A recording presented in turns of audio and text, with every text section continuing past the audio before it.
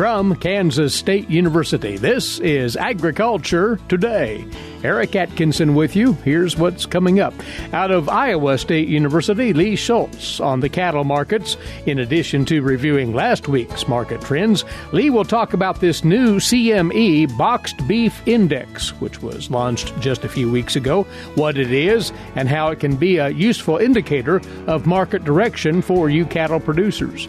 Also today, K-State's Dale Blasi offering several thoughts on readying those stocker calves for summer pasture turnout, deploying growth implants, figuring out mineral supplementation needs, and, says Dale, making use of information at beefbasis.com in determining profitable stocking plans. Also, Jeff Wickman awaits with this week's 4-H segment. All that and more here on Agriculture Today. Have you ever wondered why livestock producers burn Kansas pasture? Here's the deal. Controlled burning helps preserve the prairie and allows every bite feeder cattle eat to be the most nutritious. National Wildlife and Parks also feel it is a necessity to help with wildlife populations. So the next time you see a Kansas pasture burning, know it's for the good of our wildlife, our prairie, and our livestock. This message was brought to you by the K-State Animal Sciences Leadership Academy participants. This is the Monday edition of Agriculture Today. Thanks for tuning in. We'll turn now to a livestock economist from Iowa State University for this week's Insight on the Cattle Markets. Lee Schulz joining us. A little later on in our conversation with Lee, we'll share some information on a new market entry and what it means to you producers. More on that shortly, but Lee, let's talk about last week's trade overall. The fed cattle market, Central and Southern Plains, improving yet again last week. And what would you point to as the catalyst for that? I think you can finally call it a spring rally. This is the third week of higher prices, so it gives us a trend, if anything. And I think it's a lot of the factors just coalescing together. We've seen really strong box beef demand, get week after week confirmation of that. That's certainly helping it with that demand pull. And then I think front-end supplies might be a little bit more current than we thought, and maybe that supply isn't on deck until May, and that's really seen some strength here in cash prices. One notable thing to mention, we've been really following that spread between June and April in the live cattle. It's been counter-seasonal. You've actually seen June higher. But this finally on Friday, we've seen a move that put the higher April prices. Now it took lower prices, a lot lower prices in that June contract. So, maybe I chalk it up to just getting a little bit back to normal as far as the markets go. And included in that is the spring rally or these seasonally higher prices. But the flashy part of that, if you will, Lee, this continually impressive strength in the boxed beef trade, leading one to think how much momentum is left in that market. I haven't heard really talked about that much yet, and I think it's because we've seen such strength here, and I think there's a lot of optimism out there, because if we can trade this strong with still some limitation, obviously, in food service, if we continue to see a bounce back there, I think we could continue to see some strength. But also we're dealing with a lot of uncertainty here. One thing that I think maybe doesn't get talked about enough that's supporting box beef trade is high pork prices. And so you're seeing really strong pork prices. That's really contributing to stronger beef, retail, and wholesale prices. Feeder cattle prices this past week, and one of the things that one would concentrate on this time of the year, what does the demand for grass cattle look like? What did you see of this last week's action? I think we're seeing a couple factors at play here. The stronger corn market has been weighing on feeder cattle prices, not to the sense that we're seeing necessarily lower prices, although we've seen that on the board on Thursday and Friday, but certainly not the strength that would be correlated with what we've seen in live cattle. And I think you can directly point that to the stronger corn market. But, I think there is some optimism out there for higher prices. You don't have to look much further than feeder cattle futures, and you get out into the August-September contracts. They're at a large premium right now to the April contract. parlay that then, if you will, to what your views are on stocker calf profitability heading into this upcoming grazing season. Turnout coming up within weeks, a short period of time. What is that looking like to your thinking at the moment? I like to break this into two parts. From a revenue standpoint, feeder cattle futures are offering a great opportunity to hedge really strong cattle prices between August and November of next year. So it gives you a big marketing window and an opportunity to hedge or at least put a price floor on those stockers. Now, the uncertainty, I think, in this equation is the cost of gain. We've seen much higher grain prices. I know there's continued concern about drought and how that impacts forage supplies. So that could really squeeze that margin. But even at rather large costs of gain, I think they look like pretty good stocker margins as we go throughout this next period. Now, part of that's due to where cash prices are for calves right now. And I think those are very competitive relative to what feeder cattle futures are offering as we go out into the fall. Lee, let's put the spotlight, if we might now, on a new tool in the markets that was put into effect early March, as a matter of fact. The CME has launched the Boxed Beef Index, and this could well have some value to producers as they look at the outlook for prices for their live animals. Tell us what this index is. Remind us of it. Well, the index joins other indices that CME has. They have one for feeder cattle, lean hogs, pork cutout, even fresh bacon. So this isn't a new product in a sense. They release these indices. Now it is new to boxed beef. It's a 5 business day volume weighted average of choice and select cuts. Now, this isn't new data. The data comes from USDA in their boxed beef cutout report. And it's just negotiated sales. So really, the indice was released early March, but one could go back and calculate it all the way back to 2004. So it's out there, but we want to tie it to the producer side of the business here and how it might be useful to a cattle operator. Generally, how do you view that? The CME, they indicate it's valuable as a benchmark price for producers and users of beef, and it's something we can track and forecast over time. Now, I'll highlight that we've had this data, and one could have done that, over time, but having it that it is a CME index, there's some possibilities in there. And I'll draw some parallels to the pork industry because I think that's where it maybe gives an introduction to some of this. So one alternative you could use for this index is using it as a base price for formula price cattle. Right now, anecdotally, most of those are based on some average of the prior week for a region. But you could conceivably, like the pork industry, use that to help establish a base price. Now, you would have to define what that percentage of that would be and so on and so forth. But there, again, is a precedent for that. Now, the value in that is you're tying it to the market for beef and the supply of beef. So we don't have to go all that far back. About a year ago, we all knew about and were discussing what happened in cattle prices relative to boxed beef prices. Well, if you had a cattle price tied to the boxed beef price, you would move in tandem with those movements, theoretically. Now, I think there is some issues potentially with using it and why we haven't seen adoption of that, of using a cutout price to help determine cattle prices quite yet. What are some of those reasons, and does the index reflect one-to-one, if you will, or in parallel, the value of that negotiated trade?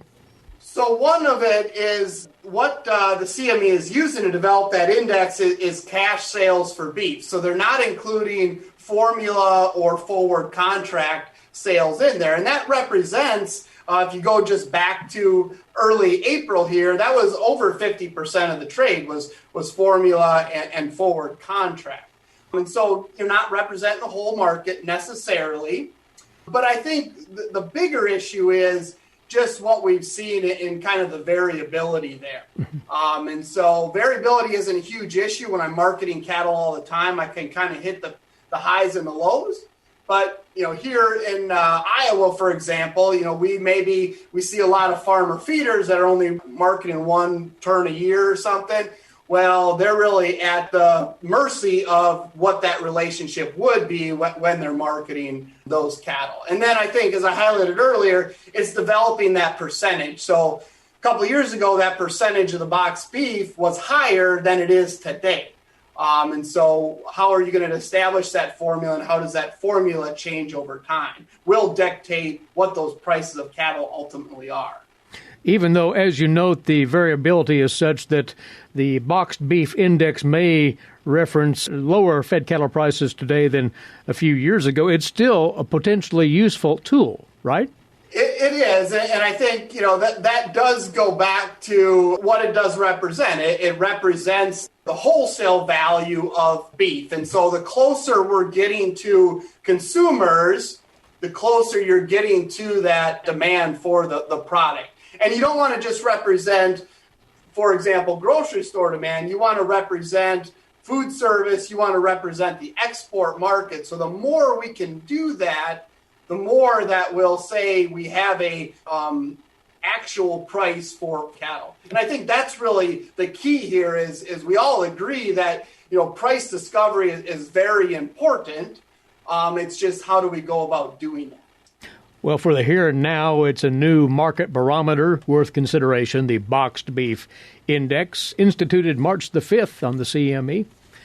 Lastly, Lee, the markets this coming week, any thoughts on their likely direction? I would see us potentially trade sideways into the next week. Ultimately, I think what the cash trade does will dictate, how much further we go on that trend. But, realizing we got some momentum now, 3 straight weeks here of higher prices, that should push us, I think, into at least the next couple of weeks of steady to stronger prices. Good information as usual. Lee, thanks to you, and we'll talk again in a few weeks. Thank you. From Iowa State University, livestock economist Lee Schulz on the cattle markets. And you're listening to Agriculture Today. Kansas farmers and ranchers are helping feed your family in the world. The largest contributor to the Kansas economy is beef cattle. How do you get that juicy steak on your plate? In order for you to enjoy your tasty meal, it requires the hard work of the producers, marketers, advertisers, processors, inspectors, transporters, packers, and consumers. So thank all these people and sit back, relax, and enjoy your tasty meal. Next up for you on Agriculture Today, input for you cattle producers readying to turn out those stocker calves for the summer. Some management considerations in advance of that now, courtesy of our guest, beef cattle specialist Dale Blasi of K-State Research and Extension. Let's go over some practices that are fairly straightforward but need to be thought of nonetheless. If one's going to put a growth implant into those calves, clearly before turnout is the time. What's your thinking on employing those products? Well, I think, Eric, it's really, unless a person has a set of intentionally managed cattle for the natural market where the use of anything like a growth implant is excluded, it's really a no-brainer to consider the investment, the return on the investment producer will realize from the use of a growth implant, be it a Ralgrow or a Revlor G, to gain that additional 0.2 of a pound or basically another 20 pounds or so of animal gain over the course of a 90-day grazing season. So that's been a standard, basically, as management goes for some time, as has fly control measures, insecticidal ear tags primarily here. If you're running those beasts through the chute to implant, you might as well make sure that your tag program's in place too. Absolutely, and we ran a project at the Stocker unit back in 2013, and we actually had a control group, a treatment with only 1 ear tag, and another third treatment with 2 ear tags, and we saw a 9-pound advantage with 1 tag over the control, which had no tags, and a 12-pound advantage over the control, or an additional 3 pounds of gain. So ideally, the recommendations would be to have at least 2 tags, but we realize that 1 is better than nothing at all. the placement and trying to get the days of effectiveness in terms of trying to minimize the resistance of the flies, we're really tied to when we place the calves out, even though peak fly season may occur, say, late May into early June, and those tags have already been in place for the better part of 3 or 4 weeks. It's still better than nothing, Eric. And aligned with that to a certain extent, any other pre-turnout health considerations? Certainly, pour-ons, keep that clean, internals, taking care of any potential worm loads that may exist. A lot of products may have been used on the calves prior to placement on grass, where you still have that level of effectiveness from the active ingredients that are in there. But review what you have on label. Make sure that if you have an opportunity to do so, I certainly would recommend to make sure that everything is on board for those calves going to grass. And we won't get into the finer points here, but any vaccine programs you want to implement? Well, that really goes beyond my bailiwick. That's something for Dr. Tarpoff to talk about. But again, I'm assuming that everything has been placed for those calves going forward. The real obvious things is identification on the calves too.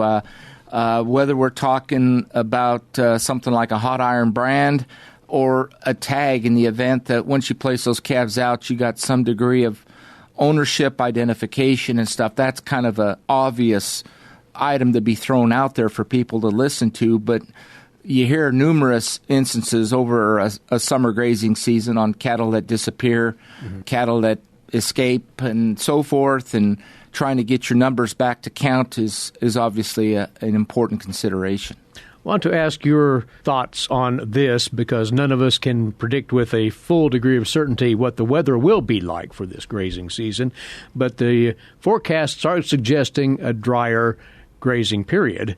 How does that figure into your stocking plans at this point?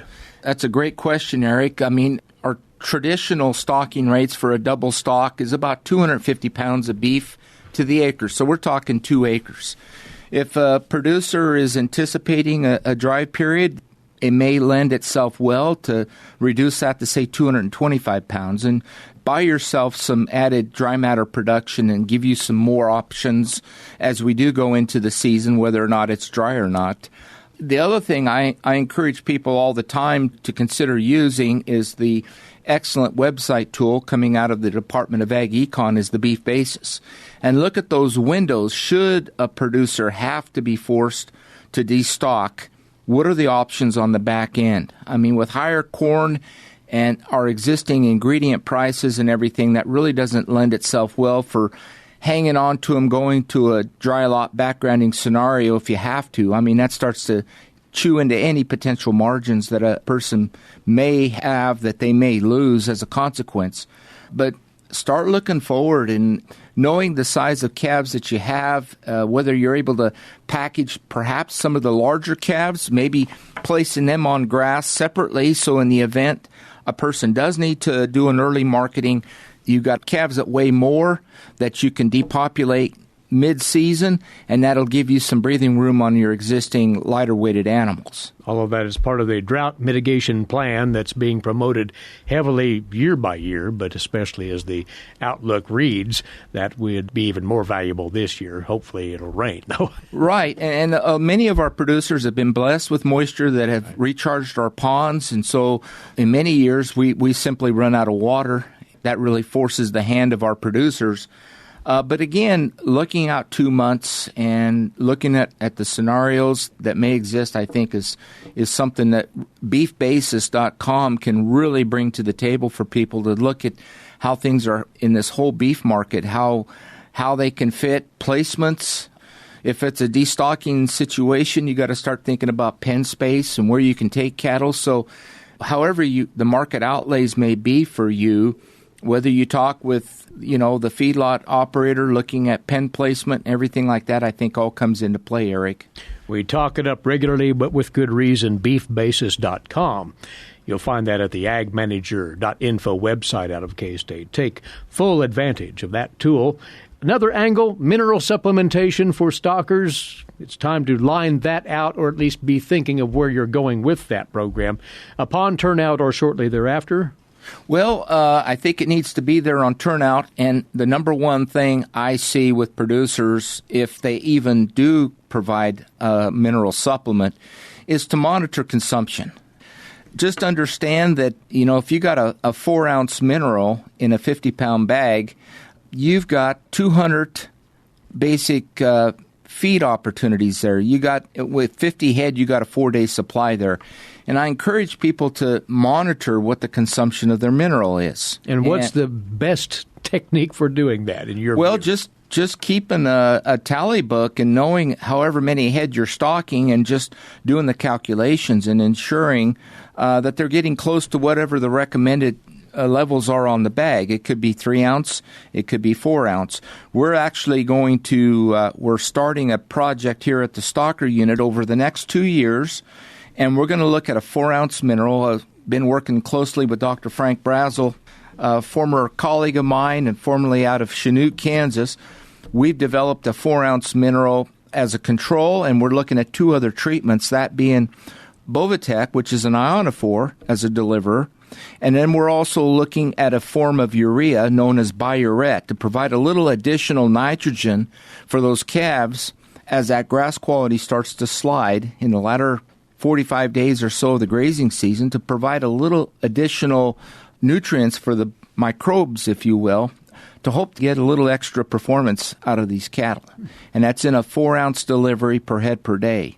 So, we're kind of limited with what you do, and it's not very practical for producers, especially in a drought situation, to provide any supplemental feed out there, again, with our ingredient prices being what it is, and with the indirect costs of supplementation from labor and equipment delivery and everything. It's just really not very practical for our producers to consider. So we're taking the approach for our management and to deliver a 4-ounce mineral that can do as much as possible for our calves while they're out there on grass. And whatever mineral program one is employing, assuring uniform consumption, the placement of that product will have something to say about consumption?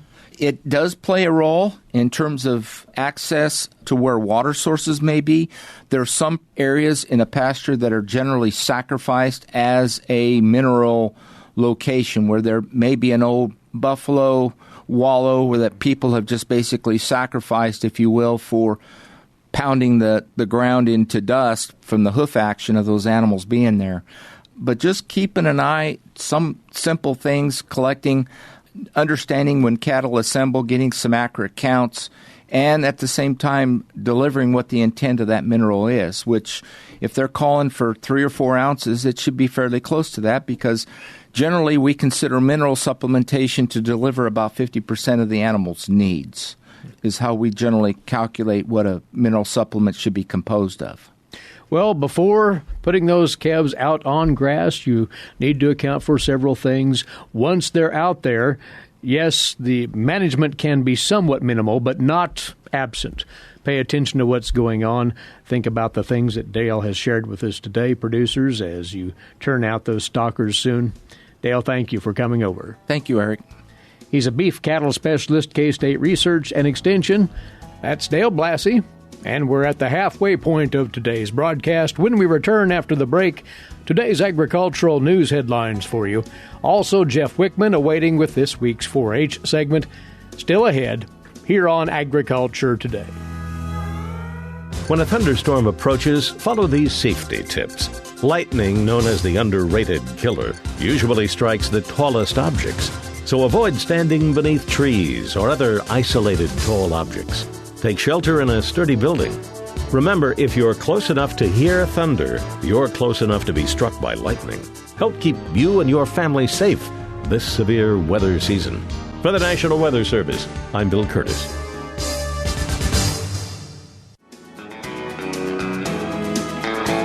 Broadcasting from the campus of Kansas State University, this is Agriculture Today, and welcome back. Eric Atkinson here. Now for you today's agricultural news headlines, courtesy in part of DTN. Well, in its World Agricultural Supply and Demand Estimates report on Friday, the USDA lowered its corn ending stocks for the 2021 marketing year by 150 million bushels down to 1.35 billion bushels. It did hold its soybean ending stocks at 120 million bushels. The USDA raising corn used for feed, seed, and industrial use, as well as exports, to drop the ending stocks for the crop. The USDA increased total corn use by 150 million bushels, increasing its feed and residual use by 50 million bushels, and it raised ethanol use by 25 million, increasing exports by 75 million bushels. Exports to 2.67 billion bushels now. Despite the higher use and demand, the USDA held pat on the farm gate price for corn, leaving it unchanged at $4.30 a bushel. And globally, the USDA lowered its beginning stocks nearly 303 million metric tons for corn, increasing production by 740,000 metric tons, exports globally increasing by 710,000 metric tons as well. On the soybean side, ending stocks were left unchanged from the March report at 120 million bushels, the USDA bumping exports up by 30 million.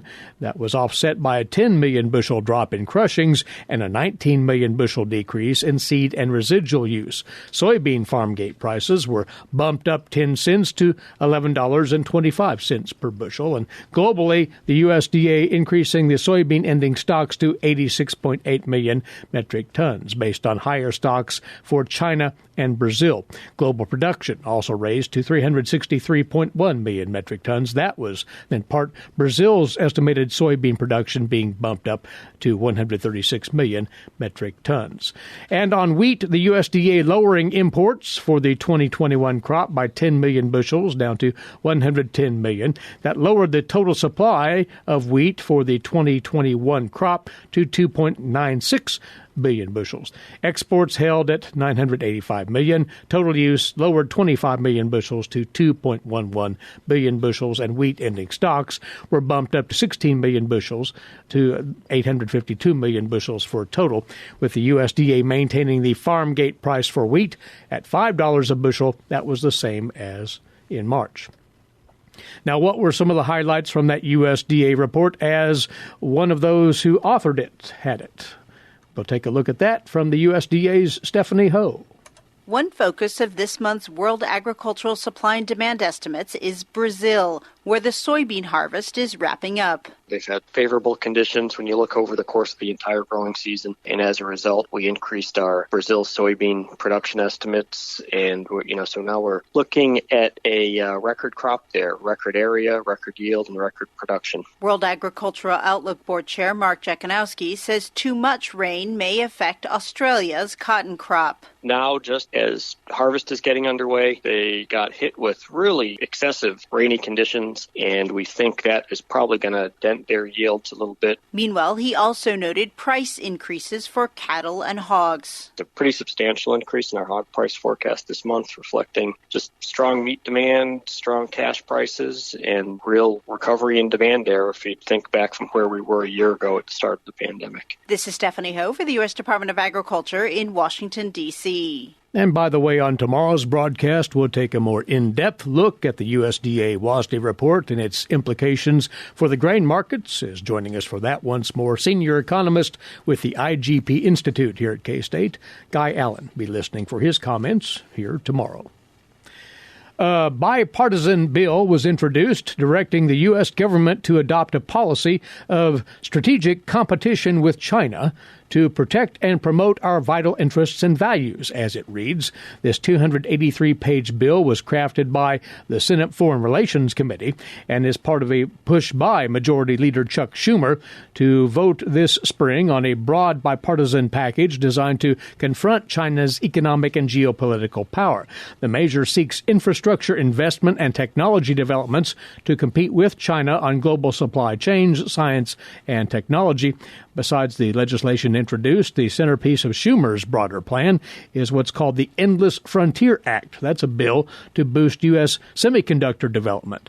The Senate Commerce Committee will hold a hearing on that proposal on April the 14th. The Foreign Relations panel scheduled to act on its bill the same day. If you wanted to apply for the USDA's Coronavirus Food Assistance Program but thought you'd missed the deadline, well, the application period has been reopened, and here's an update on that once more from the USDA's Stephanie Ho. USDA has reopened the application period for the Coronavirus Food Assistance Program, or CFAP-2. That was reopened on April 5th for at least 60 days, and the original sign-up period ended December 11th. Zach Ducheneau is Farm Service Agency Administrator. There were some gaps and some adjustments that needed to be made to fill those gaps in the way the program was closed out in December. And we wanted to take a look at the way the payments were going to go out and make sure that we were being more inclusive and creating a better sense of equity across the country and across agriculture production in general. If people need more information, they can go to farmers.gov/CFAP/commodities for a full list of eligible commodities, and farmers.gov/CFAP for details about program enrollment and program participation. Some producers in the ongoing pandemic assistance have already received payments. This is Stephanie Ho for the U.S. Department of Agriculture in Washington, D.C. And lastly, in the headlines today, Corteva Agriscience has pulled the plug on a new developmental dicamba product.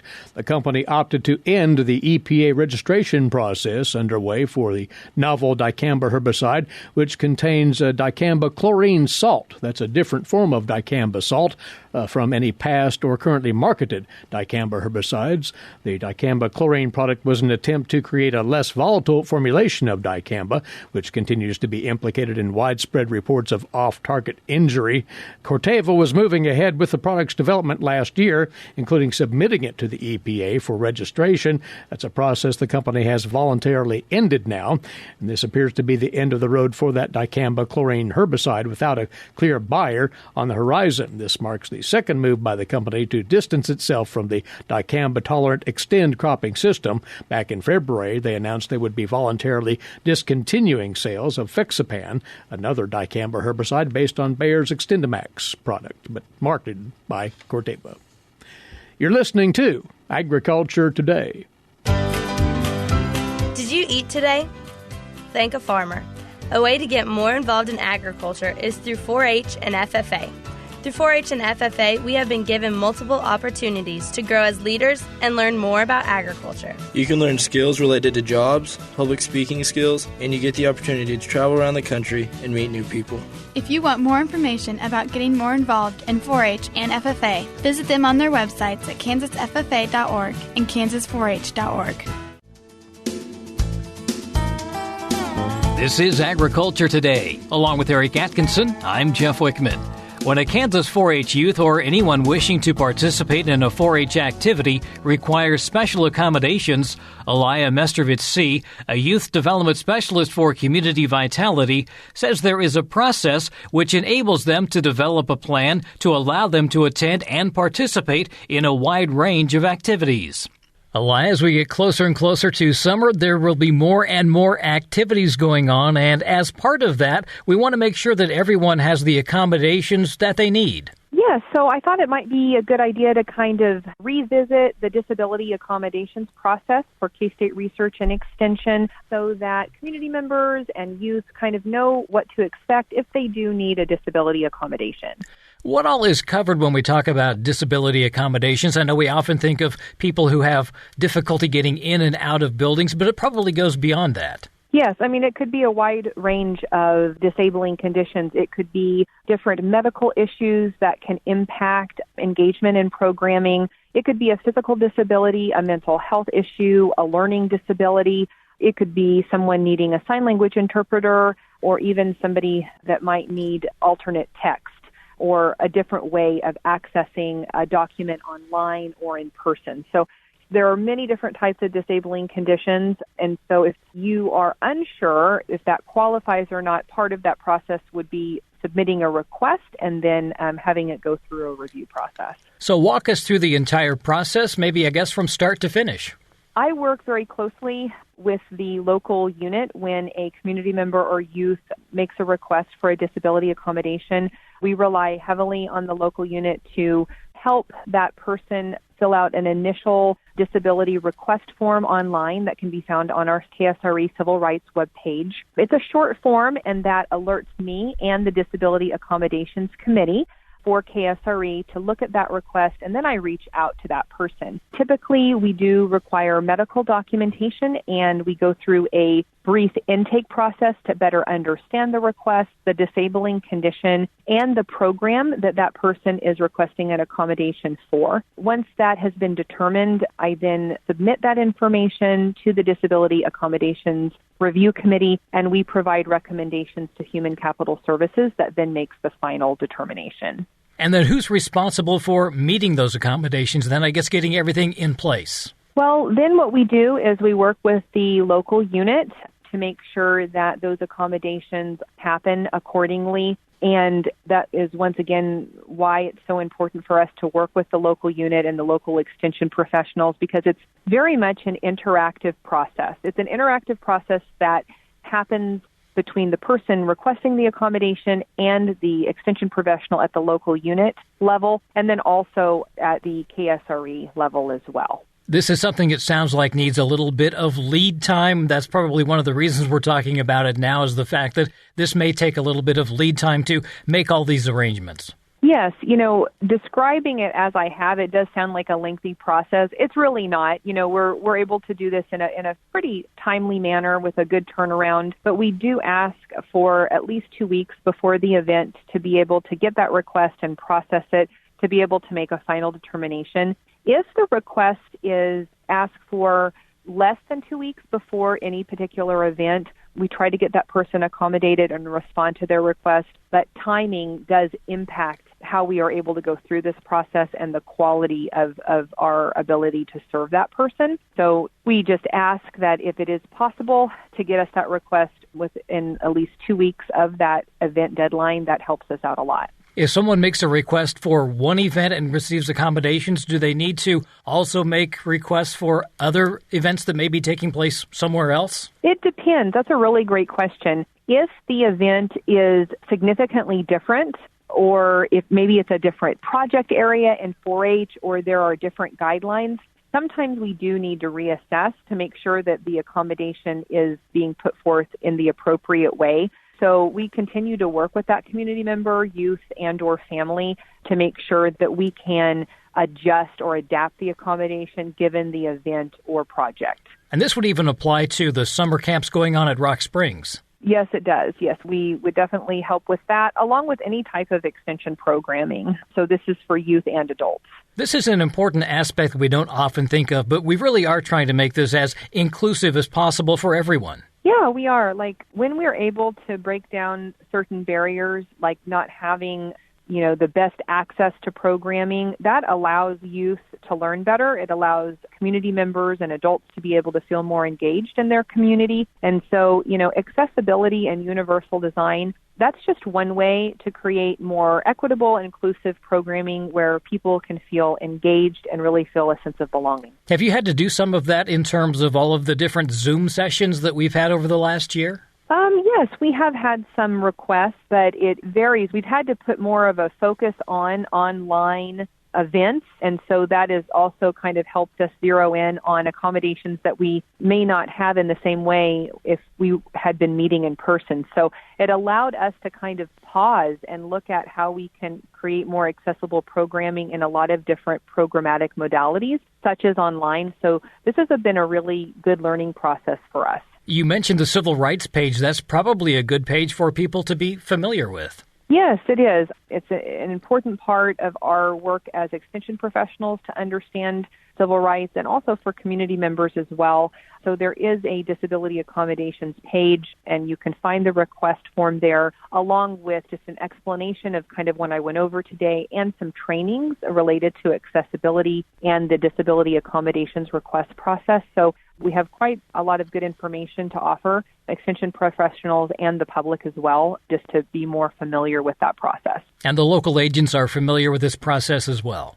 Yes, we have hosted different trainings that have been extension-wide. We also were able to explain that process during our civil rights training for extension professionals that's already happened. And even camp chairs are aware of this process as well, as we are leading into the camping season. So hopefully we can just continue to get the word out so people can get the accommodations and services they need to be fully engaged. And as you mentioned, all the information available on the Kansas 4-H website. Yes. If you go to the Civil Rights page for K-State Research and Extension, you should be able to find it there. That's Kansas 4-H Youth Development Specialist for Community Vitality, Aliah Mestrovich Seay. Again, if you need more information about special accommodations for 4-H camp or other activities, contact your local Extension office or visit the Extension website, ksre.ksu.edu. And to learn more about 4-H, go to kansas4h.org. And that'll do it for this edition of Agriculture Today. For Eric Atkinson, I'm Jeff Wickman. This is the K-State Radio Network.